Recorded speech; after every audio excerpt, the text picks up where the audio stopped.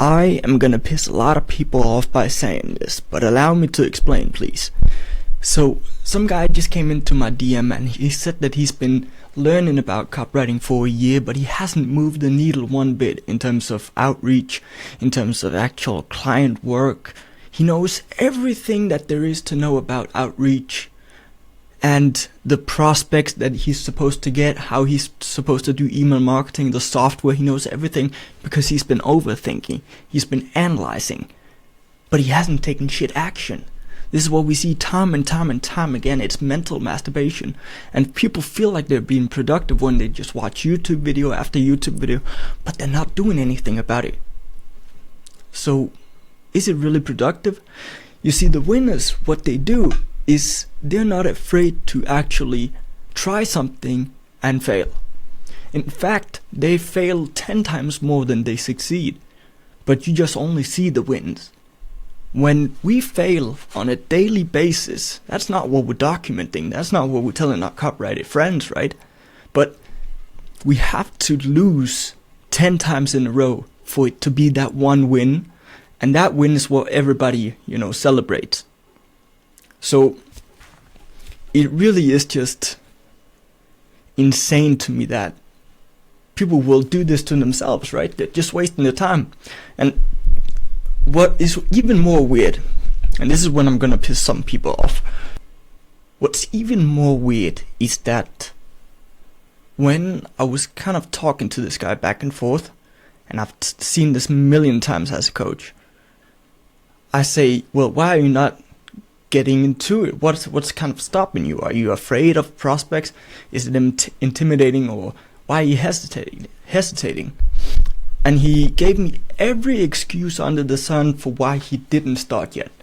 Didn't feel ready. He wanted to be perfect in his copywriting skills before he dived into outreach, because he didn't want to land a client and then had to learn it. But as I say to everybody, copywriting is a learn and earn game. Do both at the same time. Sometimes, and the biggest learning curves you'll be thrown at is when you have a client situation and that client needs a certain thing or has a certain software, and you just have to adapt. You have to look up a quick tutorial on YouTube and figure it out. And once you learned it to the next client. But this guy gave me every excuse under the sun for why he couldn't do it.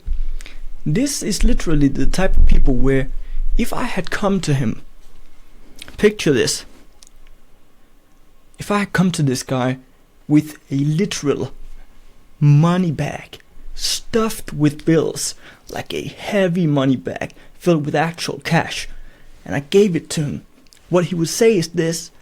Even when I give it to him, I say, this is exactly, it's right in front of you, this fucking opportunity. He would say, that bag, it's too heavy. My hands are a bit sore today. I'm not feeling it in my back, I can't do it. I'll do it next week. I'll do it the week after. And he just will never get around to doing it. You feel like the opportunity is close because he's seen the money back, so he thinks, I can always get back to it next week.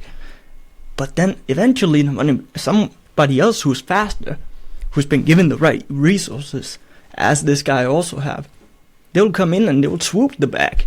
Bag is gone. The quick movers win. And this guy, unless he gets his mindset right, what I told him is this. I told him that no matter if you were to miraculously make some cash, it will still fuck you up because it's your mental frame that's fucked up. It's not the fact that you don't have the cash right now. Because even if you were to make, let's say, $10,000, you would still fuck it up because you don't have the right mind frame.